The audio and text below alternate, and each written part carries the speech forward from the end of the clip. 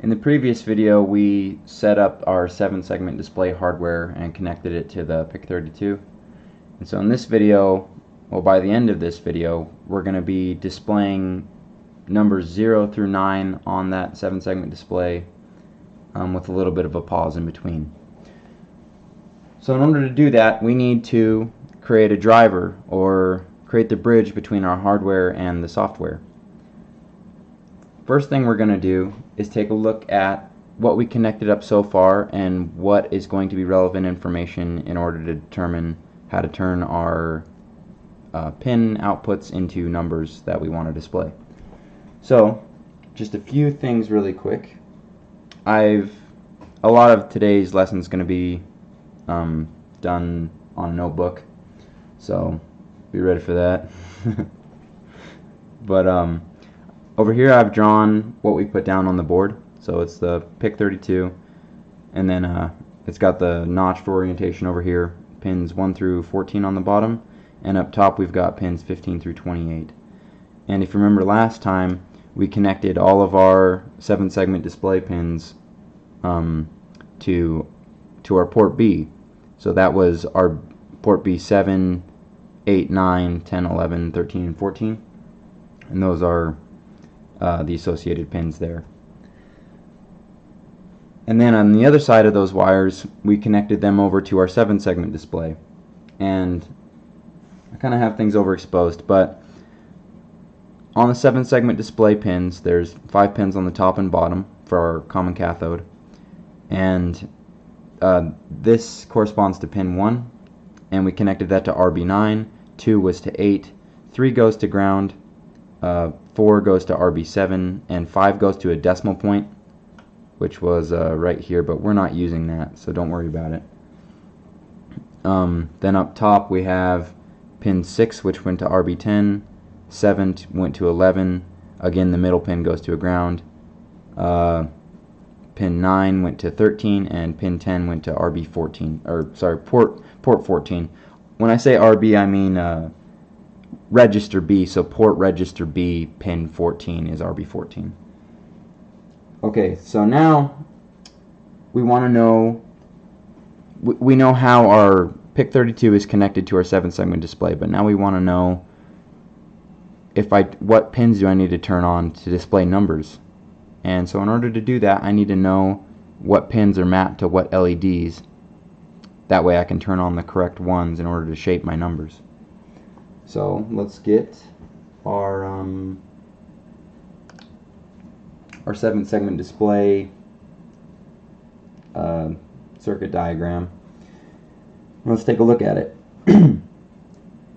On this side, it's got the pin number as represented on the physical hardware. So pin 1 corresponds to this diode, and then above those you'll notice it has letters, except for this one's got 2. It's got the decimal point, which is this guy, but again, we're not worrying about that.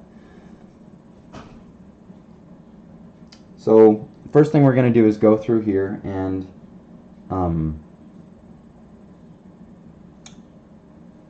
write down on our drawing over here what pins correspond to each segment on the 7-segment display.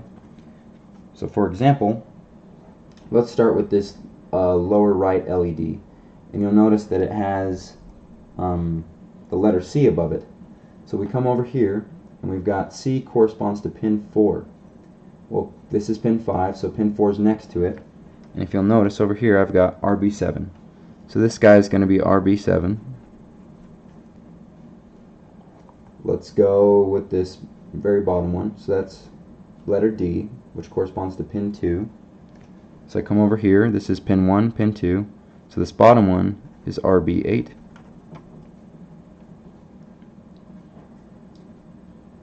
And just to try and, I really do hate when a video takes forever, so I'm just going to show you a few examples of each step in today's in each step today, because if I go through each one it's going to take forever, but I think after a few examples you get the gist of it. So let's do this next one over here. It's really hard for me to read on the screen, but I think that's E. So we come over here, E corresponds to pin 1, which is of course down here RB9. Again, that's port B, pin 9. And why not, I'll do one more, which is letter G. So we come over here, we find letter G, which is on pin 10.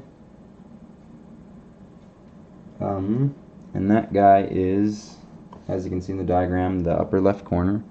So if we come over here, that's RB14. So this middle one is RB14. And again, just for the sake of time, I'm going to fill in the remainders. So this next guy over here is going to be RB10. The very top one is RB11. And the upper left is RB13. Okay. Alright, great.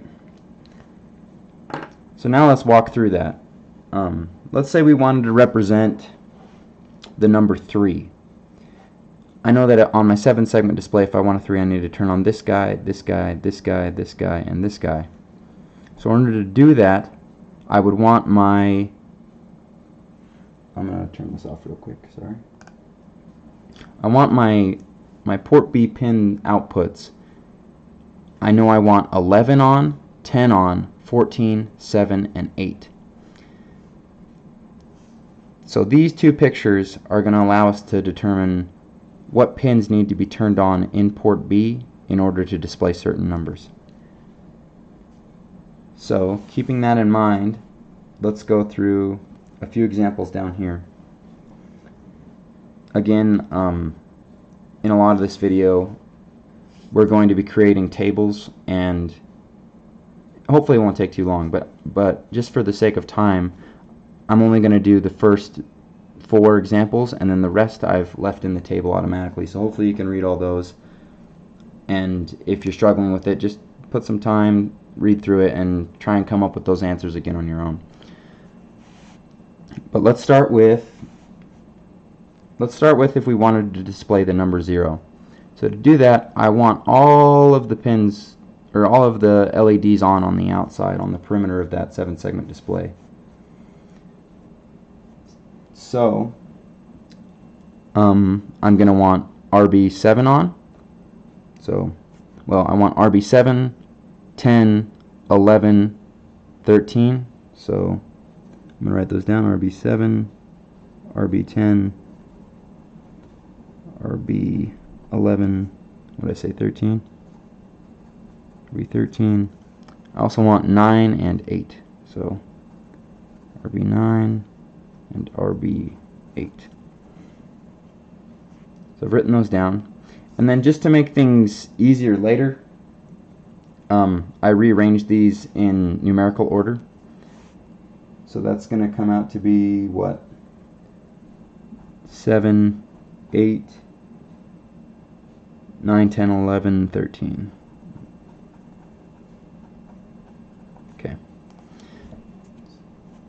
This next one's amazing. If I wanted to display the number 1, what segments do I need on? Really, I just need these two, so RB10 and RB7. So RB10, oh boy, and RB7. And in numerical order, that's going to be 7 and 10. Okay. If I want the number 2, what's that going to look like? Well, I want 11, 10, 14, 9, and 8. So fill in the table, RB11, RB12, oh, there is no RB12, why am I saying that? I want 11, 10, 14, so that's a 10, sorry about that. 11, 10, RB14, RB9, and RB8. Okay, and that numerically is going to come out to be 8, 9, 10, 11, 14. Okay, and again, just like that first example, if we want to display a number 3, we want to turn on RB11, 10, 14, 7, and 8. RB, oh god, 11, RB 10, RB 14, RB 7, RB 8. And so that's 7, 8, 10, 11, 14. Okay. So now I've got a completed table. Again, that exposure is pretty nasty, isn't it? But if I want to display certain numbers, these are the numbers I need to turn on. Okay? On this next page, I was hoping I could display the whole thing, but it doesn't look like it's going to work out. I copied that table again just so I could have them both on the same page here. And so what we're going to do now is we're going to take this information, which is what pins need to be on to display certain numbers, and I'm going to turn it into the actual bit representation on port B, so the binary representation that needs to be turned on in order to display those numbers. Oh, and let me go through this bottom table real quick. So what I've done is I have the numbers I want to display on the left here, and then I have the first 16 pins in port B listed up here. So bits 0 through 3 over here, 4 through 7, 8 through 11, and 12 through 15, just like they'd be represented in the register. So in order to translate this into what I want down there, it's really easy. All I have to do, hopefully I can, yeah, I can fit the first line in at least. If you take a look at this top, you'll notice anything below the number 7 is not used, and that makes sense because we only used at minimum RB7, so bit 7 on port B, and so all the bits below 7 for every single one of these numbers is going to be 0. So I can go ahead and fill in 0, 0, 0, 0 here and another 3 right there. And in fact, just because I know that those pins are never used, I can go ahead and fill that in for every single one of these.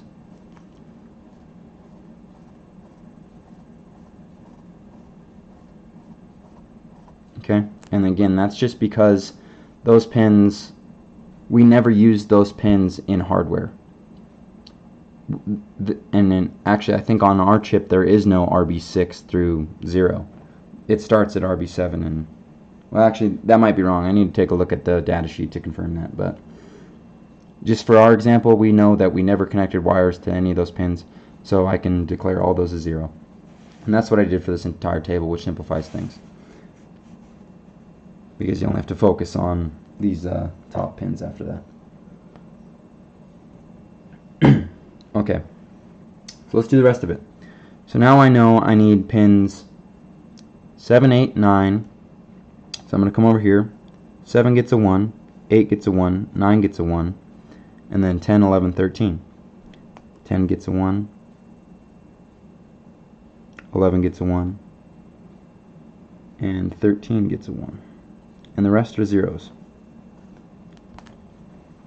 So in order to display a 0, we need to set our port B to be, well, at least the bottom 16 bits in it to be 0, 0, 1, 0, 1, 1, 1, 1, 1, 0, 0, 0, 0, 0, 0, 0.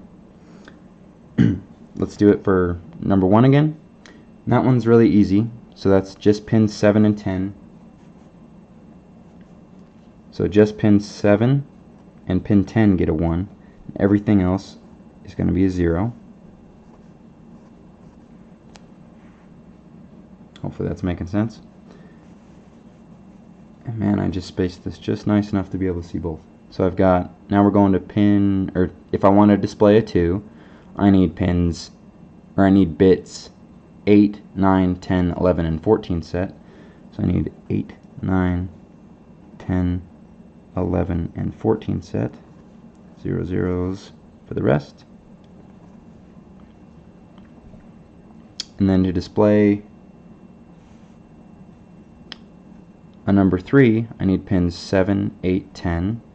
So I'm going to come over here, 7, 8, 10,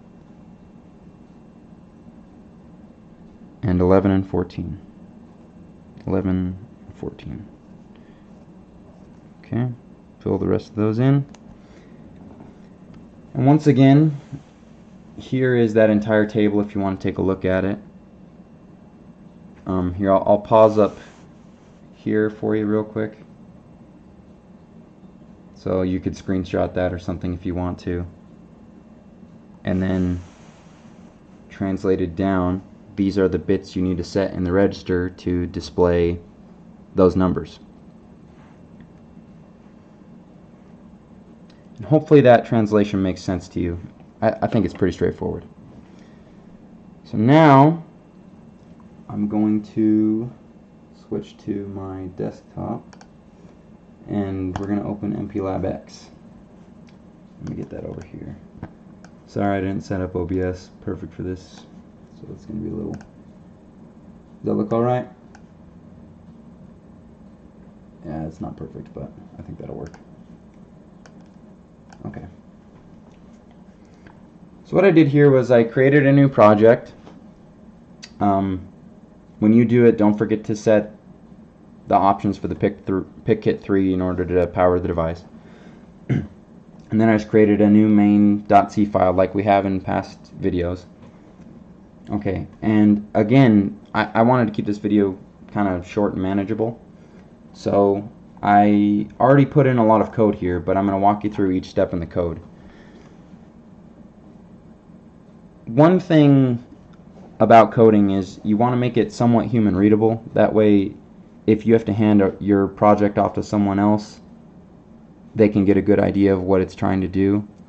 But also, for hobbyists like me, if I make my code more human readable, if there's, for whatever reason, a big length of time between when I can work on it and the next time I can work on it, having something that's more human readable allows me to pick my project back up again faster and get back to it. So there's lots of benefits to try and make things human readable.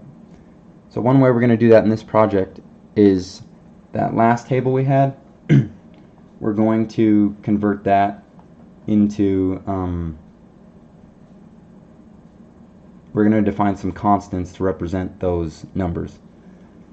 So hopefully you know how to define constants, but it's pound define and then you give it the name you want and then just some white space and whatever the value is going to be. So for me,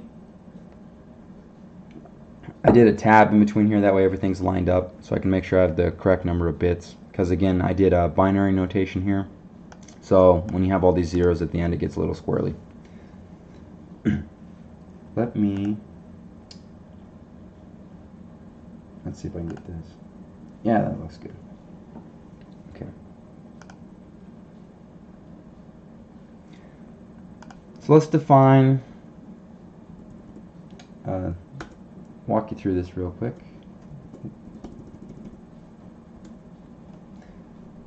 So in order to display 0 again, I'm going to set these pins, and all I'm going to define in my code is the first 16. And if you remember, I said if you don't define all 32 bits in the register with the notation we use, it's just going to assume that anything above that is set to a 0, which is kind of nice for us. So here I'm going to go 0B to say I'm using a binary number, and so we're going to take a look at that 0. So in order to represent 0, if you look at the table, it's 0, 0, 1, 0, 1, 1, 1, 1, 1, 3 zeros. Oh god, I think I messed that up. Yeah.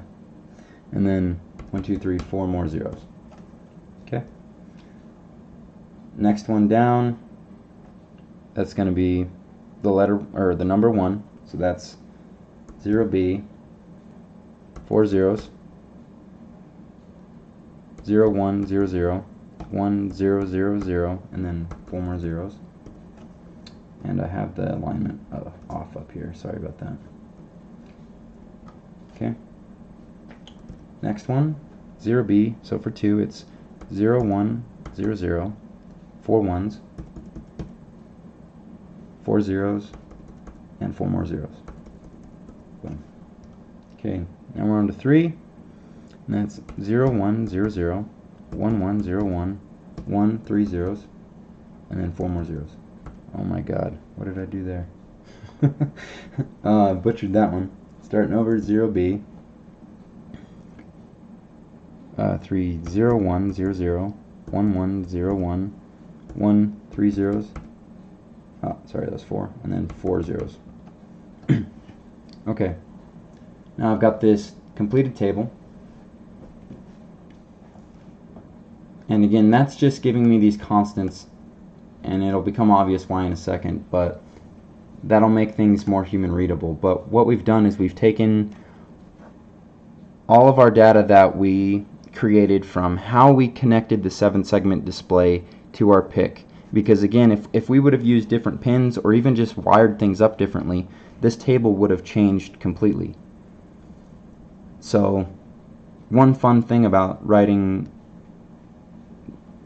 like a driver is you have to, it's dependent on the physical hardware. So it's really entertaining for me because it's you have to know how you connected everything, and you have to know how everything's working together, which for whatever reason I find exciting.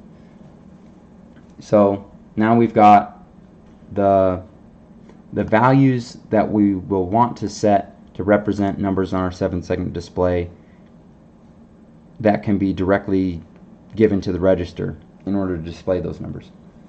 The next thing we need to do is write a function to do that. So I guess I haven't gone over creating functions, but again, hopefully if you're following these along, you're familiar with C. So all I did was I declared a function that's not going to return anything, so it's return void. Here's the name of my function. I called it display 7seg, and then we're going to pass it an integer that I named display number, which is the number I want to display. And it's a very simple function. All it is inside of it is a switch statement, which is, if you don't know what that is, look it up, but it's basically like a simplified if statement. So instead of saying if my display number is equal to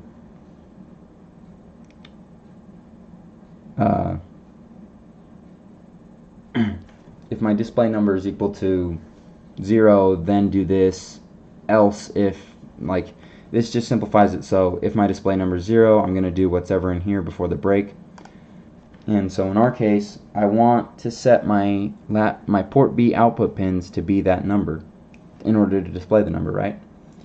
So it's going to be lat B, setting my port B outputs to be 0 underscore 7seg. And so what that's doing is it's saying, I want you to take my port B output pins and I want you to set them to be whatever value is associated with 0,7 segment. And we define 0,7 seg to be 0B, this number, and that number came from our table, which says I want you, if these pins are on, it will display a 0.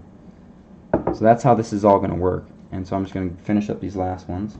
Lat B equals 1 underscore 7 seg, and lat B whoa, that was funny, equals 2 underscore 7 seg.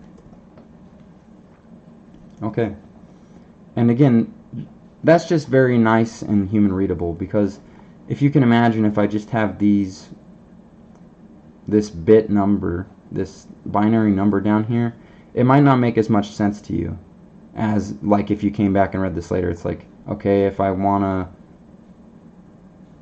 like, I'm displaying my 7 segment, but case 0 for the display number, it's just setting it to some crazy binary number. Whereas this, if you came back and read it later, you're like, okay, if I give it a 0, it's making those output pins to be something 0-7 segment, and that's easier to understand, like, oh, I'm setting my 7-segment display's output to be a 0. Just something to think about. But, oh, yeah, sorry, and in my table, at the very bottom, you'll notice I put this E in, and what I put that in for is, let's say I fed it a number.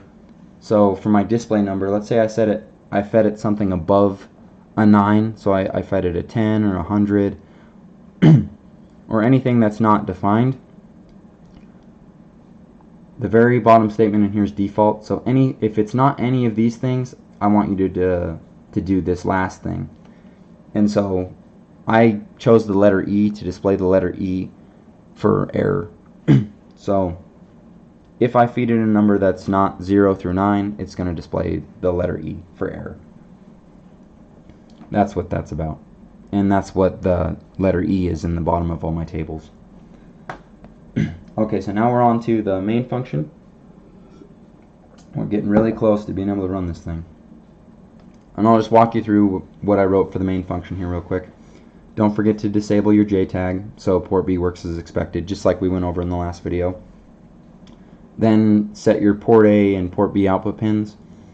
I kept the LED on port A, and it's just going to toggle as the numbers do here. So just as always, just left it in there just so it's familiar.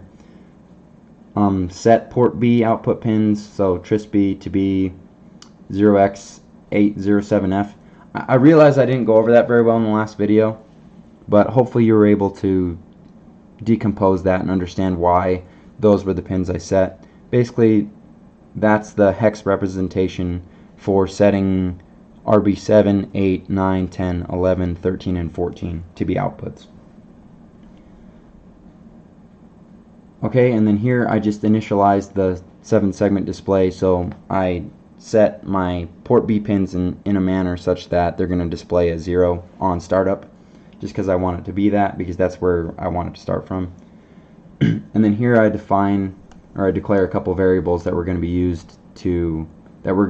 to increment the 7-segment display, but also, just like in the past, to create a pause so that we can watch the numbers change. So then in my while statement, the first thing I come in and do is toggle that RA1 pin, which is the LED again. So every time the numbers on our 7-segment display toggle, the LED that we put on the board is going to toggle too. Then I'm going to output the count, and so here I take that function that we wrote earlier, that display 7-segment, and I feed it the variable count. And so since it's initialized to 0, it's first going to display a 0. Then here we wait for a second, and then I increment the count before we repeat this cycle. So it's going to display, so what this code does essentially is it starts at 0, displays the 0, waits a second, then increments the count to a 1, and then it'll come through and display that 1, increment to 2, and so on.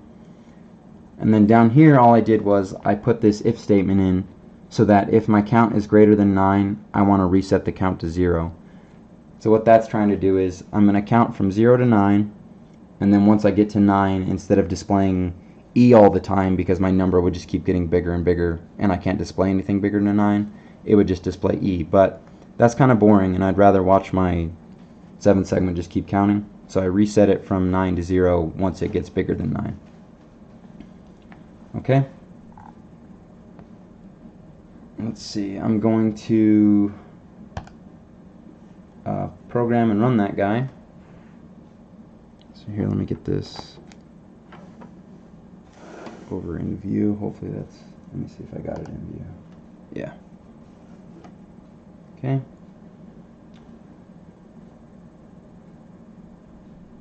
Zero, 1. Okay, and this is kind of a fun moment in this series because this is the first time that we've done something pretty unique that I think anybody could just walk up from the street and appreciate. Like, it's displaying numbers, and And what's cool about this is, hopefully from the videos and from playing around with it, well, okay, these videos really are for me, so what's cool about this is I've built something here that does something probably anybody can appreciate, and I understand exactly how it works, which is, I think, one of the best feelings about engineering. So again, kind of a neat little piece of code and like a neat little piece of hardware running here, but again, a pretty simple task in the grand scheme of things. So hopefully we'll be doing some more complicated things in the future.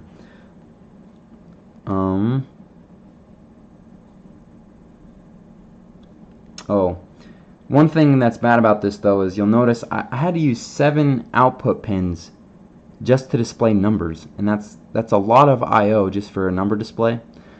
And there's so you can think of a few ways probably to simplify things here. We could use a multiplexer to cut down on the number of pins we use, or we can try and use a different type of display, which I'm going to be getting into later on. But I think the next video I'm going to do, we're going to get into timers and then interrupts a little bit, because those are very important things, and right now the scheme we're using to create that pause is very inefficient. And so anyway, that's what I'm going to be trying to get into the next video. So thanks for watching. Hopefully this helped you out.